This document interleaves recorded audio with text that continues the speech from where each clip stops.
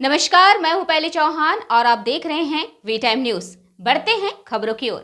झारखंड प्रदेश कांग्रेस ने केंद्र सरकार द्वारा MTNL, BSNL दोनों दूरसंचार कंपनियों की अचल संपत्तियों को लगभग 970 करोड़ रुपए के आरक्षित मूल्य पर बिक्री के लिए सूचीबद्ध किए जाने पर विरोध जताया है। वहीं कांग्रेस नेता आलोक दुबे ने कहा, Bharat petroleum, shipping corporation, air India, ITDC और होटल कॉरपोरेशन जैसी प्रमुख कंपनियों को पहले ही सरकार अपने हाथों से निकालकर निजी हाथों में सौंप चुकी है। BSNL और MTNL जो आज से 10 साल पहले तक किसी भी प्राइवेट कंपनी से मुकाबला कर रहे थे, लेकिन टेलीकॉम सेक्टर में सरकार और रेगुलेटर की नाक के नीचे एक कंपनी ने जिस तरह से बाजार पर कब्जा किया वो जगजाहिर है और यह भी किसी से छुपी नहीं है कि ये भाजपा को फंडिंग करने वाले अंतरंग मित्र हैं।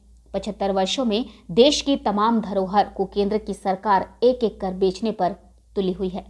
केंद्र की सरकार ने पहले ही Bharat petroleum, shipping corporation, air India, ITDC और होटल कॉरपोरेशन जैसी कंपनियों को पहले ही निजी हाथों में सौंप चुकी है और अब इनकी नजर MTNL और BSNL पर है।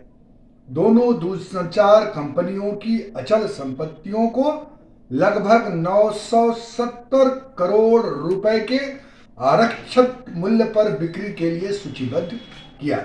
ये वो कंपनियां हैं जो पिछले 10 साल पहले तक किसी भी प्राइवेट कंपनी से मुकाबला कर रही थी, इस देश को मुनाफे में ले रही थी। जिस दिन से बीजेपी की सरकार आई है, लगातार 75 वर्षों से अर्जित संपत्तियों को यह सरकार बेचने का काम कर रही।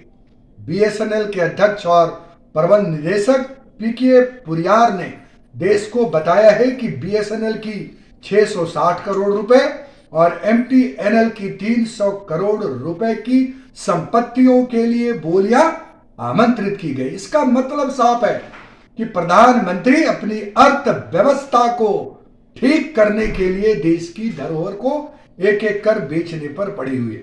MTNL संपत्तियों की 310 करोड़ रुपए को सूचीबद्ध किया।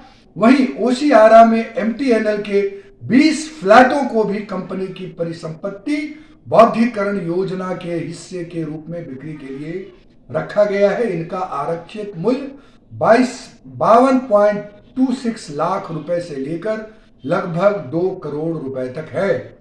आप समझ सकते हैं कि माननीय प्रधानमंत्री जी के नेतृत्व में देश की कंपनियों को एक एक कर बेचने का काम किया जा रहा है। देश के लोगों से अपील है, केंद्र सरकार के इस निर्णय के खिलाफ आंदोलन करने की आवश्यकता है। मैं देश की जनता को, राज्य की जनता को यह बताने के लिए आपके बीच में उपस्थित हुआ।